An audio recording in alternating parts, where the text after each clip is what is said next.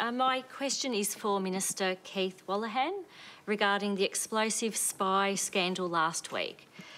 Isn't this a recent example of how the rule of law, which no one, not even a Minister of Parliament, should be above, has diminished public trust in the very bodies that we trust to govern and keep us safe, both home and abroad?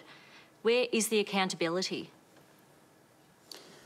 Thank you. I was extremely disturbed to hear that. I used to be in the army and know that the building that we work in, the Parliament, is deliberately designed so that you look down the road and you're reminded of the sacrifice of Australians who've come before us. And there's over 100,000 names on that war memorial. They gave up everything for the national interest. And right now, we're trying to recruit young Australians to join the Defence Force and asking them to potentially give up everything for the national interest. To think that someone in the building that we serve put their own interests ahead of the national interest is disgraceful. It's just disgraceful. And I understand why people want to know who that is and to hold them to account.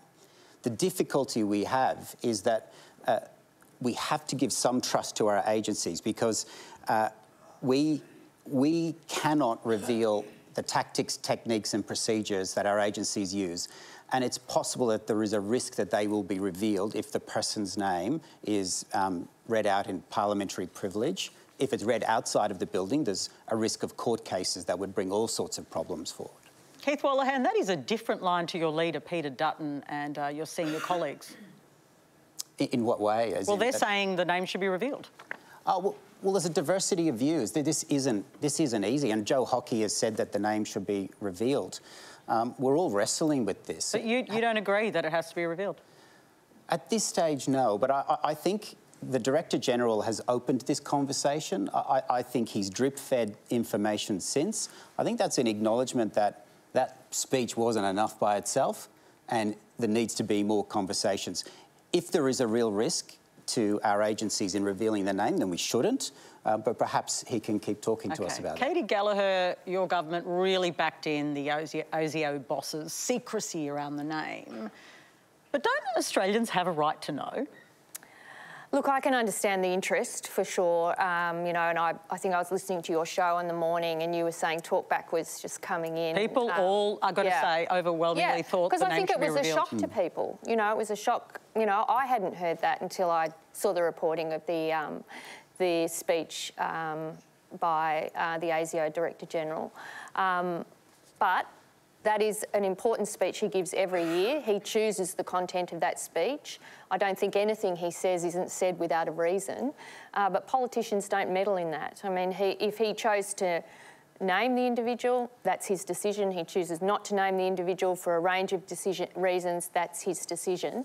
You know, and I think it is important that we back in that, you know, that decision that he's made with all of the information before him. And I think the point he was making, and it's a real one, and it's an important one, is that foreign interference, you know, and some of the actions of other countries in trying to get close and get information, particularly with people in public life, but also senior business leaders, is a real threat. And it's a threat that the Director-General was drawing to our attention.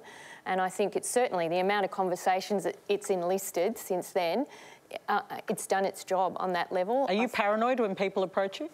I'm careful. I've taken the security briefings. I know many members of Parliament have. Before we go overseas, before we have meetings, you know, it's our responsibility to be fully across, you know, some of the issues about how to conduct yourself. So we take it seriously. We know it's an issue. The ASIO Director-General's really, I think, highlighted it to the public's attention now. And the other thing I would say is the issue that Mike Burgess relayed was an issue that had happened some time ago. And under the laws that have passed now, you know, it would be a different situation to what happened then. But I think the broader point was foreign interference is a problem. People need to be cautious and they need to be alert to the risks. Nathan Thrall, I want to bring you in because foreign interference, it's not just something that happens in our country. It's clearly been a theme in many countries, but in the United States too.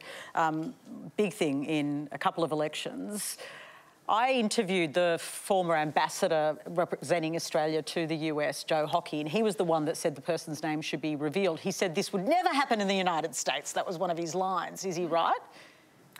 Well, I mean, if a law was broken, it's a matter of criminal prosecution. And I'm not familiar with the details of this case, but clearly treason is against the law. And if a law was broken, I would think it should be prosecuted. Sabine, does it strike you as odd that it was treason, but not treason enough to get in trouble? I do think from a messaging perspective, it's a little bit weird to say, oh, yeah, someone's done some light treason, but it was a little while ago, so don't worry about it. But also don't do it again. Light treason. Diet treason. What is light treason? We don't know. We don't know. Well, that's for them to tell us. But I actually thought Nick McKenzie in The Age had a really interesting article today, and he was speaking about how we need to be wary of politicians who go off and take a big pay packet post-politics. And I think that's right. But I also think we need to examine the way our political system is structured such that our politicians essentially feel the need to go off and do this. So we're not paying them enough. I realise that's not a very popular view, that we should pay politicians more. But it does strike me as a weak point that you are able to take what should be years, often decades of public service and then sort of parlay it into a corporate career. You know what? I actually think we should pay politicians a little bit more. OK, and she gets cancelled across the country. There I go.